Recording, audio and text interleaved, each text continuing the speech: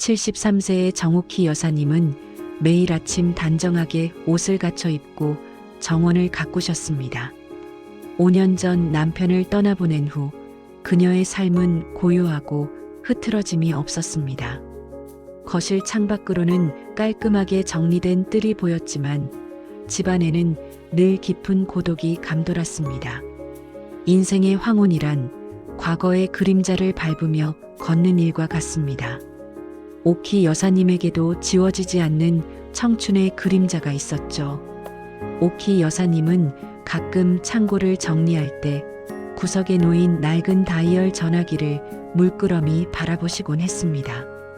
검은색의 묵직한 전화기는 50년 전 그녀가 첫사랑 김영민 씨와 헤어지기 전 주고받았던 유일한 물건이었습니다. 그녀는 그 전화기를 버리지 못하고 추억의 수호자처럼 간직해왔습니다.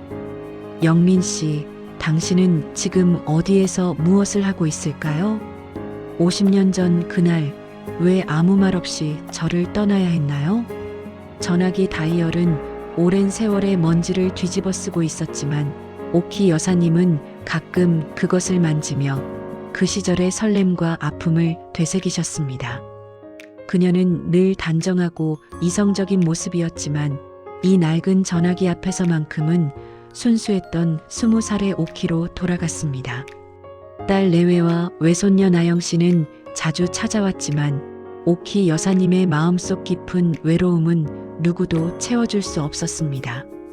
그녀에게 첫사랑은 영원히 봉인된 가장 아프고 아름다운 페이지였습니다. 고요했던 옥희 여사님의 일상에 어느 날 갑자기 파동이 일었습니다. 여사님은 거실에 놓인 일반 전화로 걸려온 낯선 번호에 잠시 망설이다가 수화기를 들었습니다. 여보세요. 옥희 맞소? 나 영민이요. 김영민.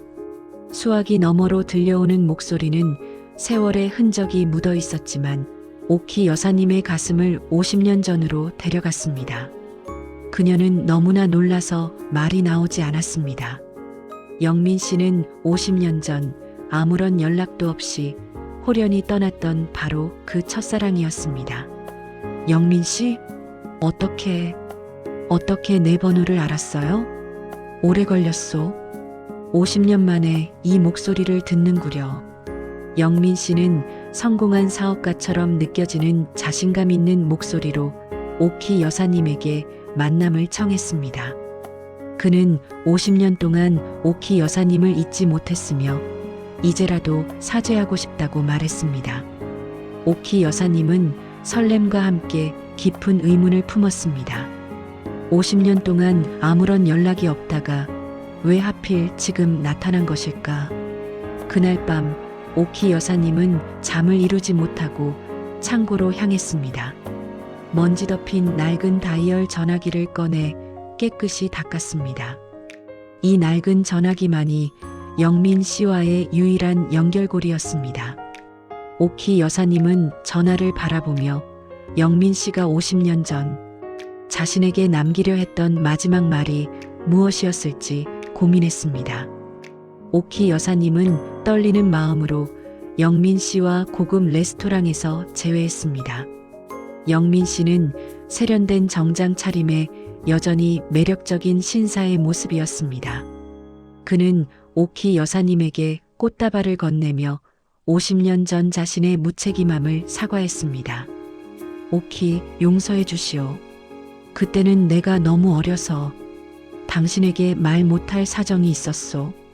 영민 씨는 옥희 여사님과의 재회를 위해 많은 노력을 한 듯 보였습니다. 그는 옥희 여사님의 취향을 정확히 알고 있었고 그 시절 함께 들었던 음악을 선물했습니다. 옥희 여사님은 행복했지만 한편으로는 영민 씨의 행동에서 부자연스러움을 느꼈습니다. 영민 씨는 식사 중 몇 번이나 손을 떨었고 화장실에 간다고 자리를 비울 때마다 휴대폰을 꼭 쥐고 나갔습니다. 또한 그는 은근슬쩍 옥희 여사님의 경제 상황을 묻기도 했습니다. 옥희, 은퇴 후 생활은 괜찮소? 내가 지금 하는 사업이 잘 돼서 혹시 도움이 필요하면 언제든지 말하시오. 오키 여사님은 영민 씨의 따뜻한 말 속에 숨겨진 날카로운 질문을 놓치지 않았습니다. 그녀의 마음 속에는 의심의 그림자가 드리워지기 시작했습니다. 정말 단순한 로맨스일까? 아니면 다른 목적이 있는 걸까? 이 모습을 우연히 지켜보게 된 외손녀. 나영 씨는 영민 씨의 과도한 매너와 미심쩍은 행동을 보고 할머니를 걱정하기 시작했습니다. 나영 씨는 할머니가 혹시라도 재산을 노리는 사람에게 속을까봐 불안했습니다. 나영 씨는 할머니의 로맨스를 응원하고 싶었지만 영민 씨의 행동은 석연치 않았습니다. 특히 할머니가 소중히 간직하고 있던 낡은 다이얼 전화기에 영민 씨가 유독 관심을 보이는 것이 수상했습니다. 나영 씨는 인터넷을 통해 영민 씨의 사업에 대해 검색했지만 깔끔하게 정리된 프로필 외에는 특별한 정보를 찾을 수 없었습니다. 그녀는 할머니에게 직접적으로 묻는 대신 다른 방법으로 진실을 파헤치기로 결심했습니다. 나영 씨는 할머니에게서 낡은 다이얼 전화기를 빌려 이 전화기에 어떤 비밀이 숨겨져 있을지 고민했습니다. 그녀는 할머니의 기억 속에서 단서를 찾았습니다. 영민 씨가 50년 전 그 전파사 사장과 친했다는 사실이었습니다.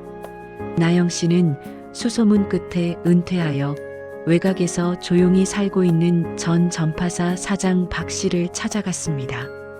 박 씨는 나영 씨에게 낡은 다이얼 전화기를 보여주자 50년 전의 기억을 떠올리는 듯 했습니다.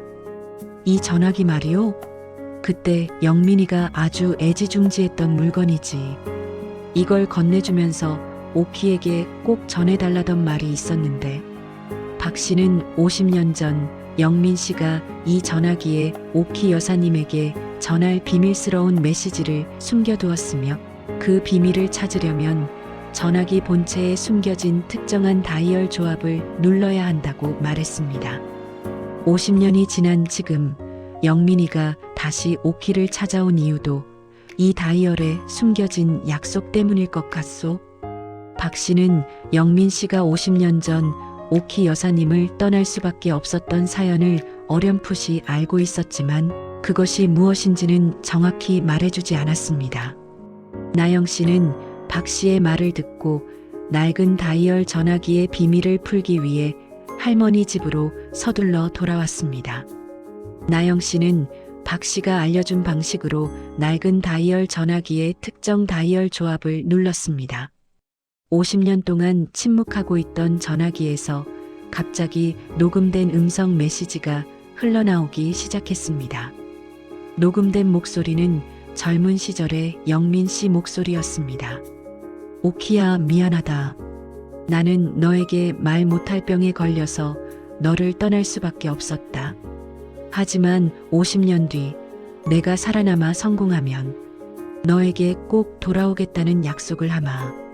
나는 평생 이 약속을 잊지 않을 거야. 부디 너는 나를 잊고 행복하게 살아다오. 메시지에는 영민 씨가 50년 전 희귀병에 걸려 오키 여사님에게 짐이 되지 않기 위해 스스로 떠났다는 충격적인 고백이 담겨 있었습니다.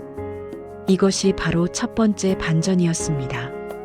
오키 여사님을 버린 줄 알았던 첫사랑은 사실 오키 여사님을 위해 희생했던 것입니다.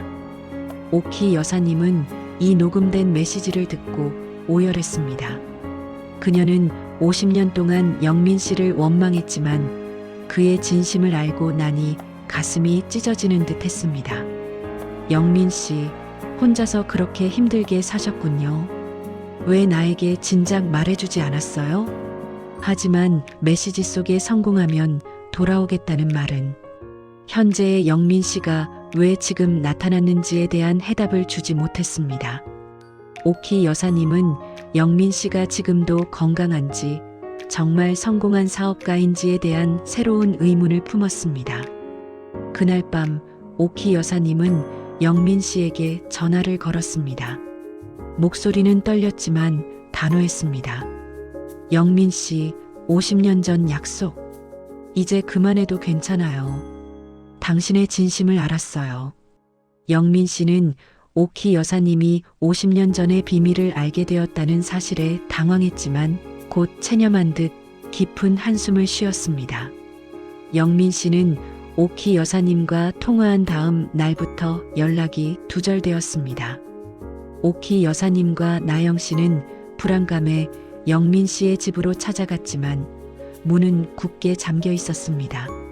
나영 씨는 영민 씨의 사업체를 통해 겨우 연락처를 알아냈고 그가 급성 심근경색으로 병원에 입원했다는 충격적인 사실을 알게 되었습니다.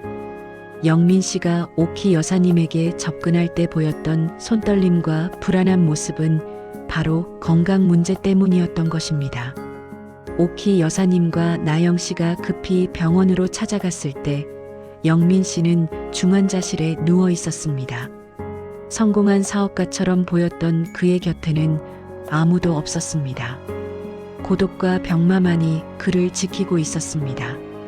나영 씨는 영민 씨의 비서에게서 더 충격적인 이야기를 들었습니다. 영민 씨는 50년 전 병이 완치된 후 사업을 성공시켜 오키 여사님을 찾으려 했지만 병이 재발하는 바람에 결국 노년이 되어서야 겨우 연락할 용기를 낼 수 있었다는 것입니다. 그는 재산 때문이 아니라 오키 여사님에게 용서를 구하고 싶다는 일념 하나로 50년을 버텨온 외로운 사람이었습니다.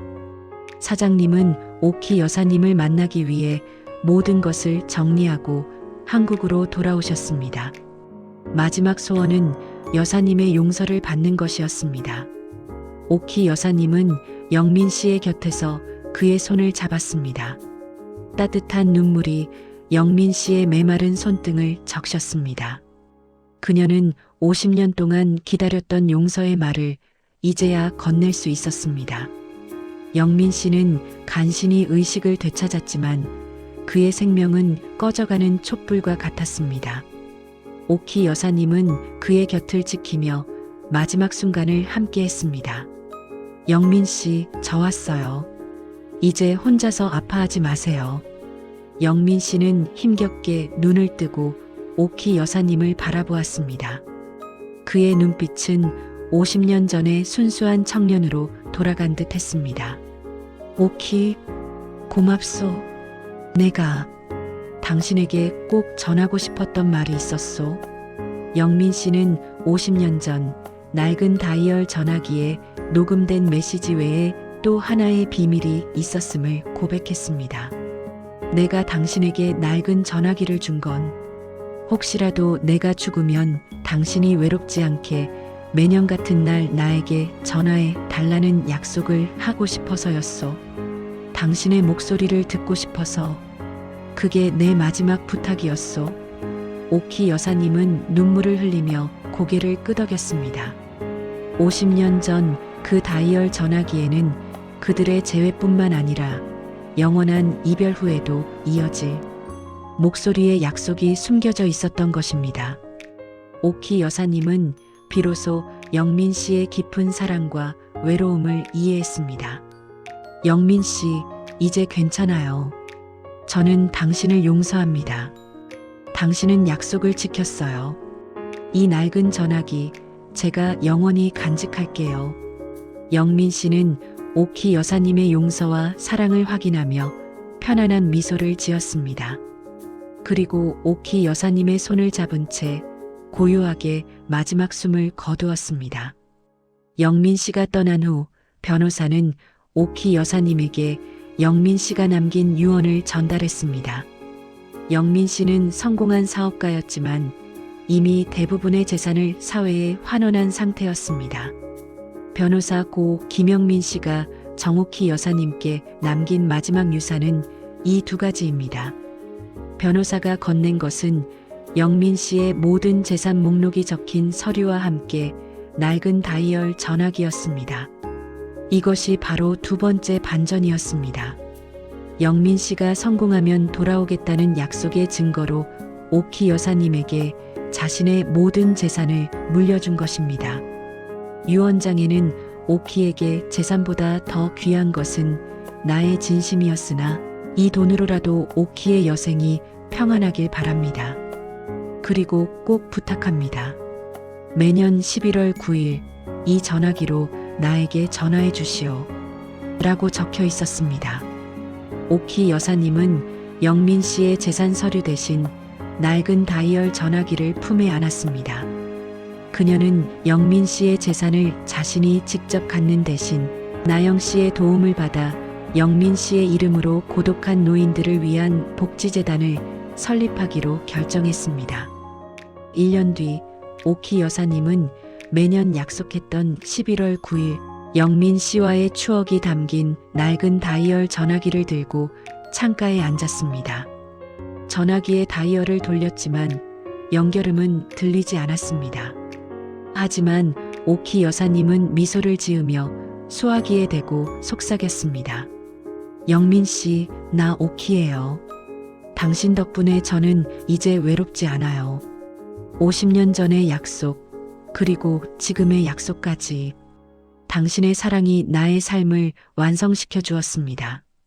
낡은 다이얼 전화기는 이제 두 사람의 시간을 초월한 사랑과 영원한 약속을 상징하는 물건이 되었습니다.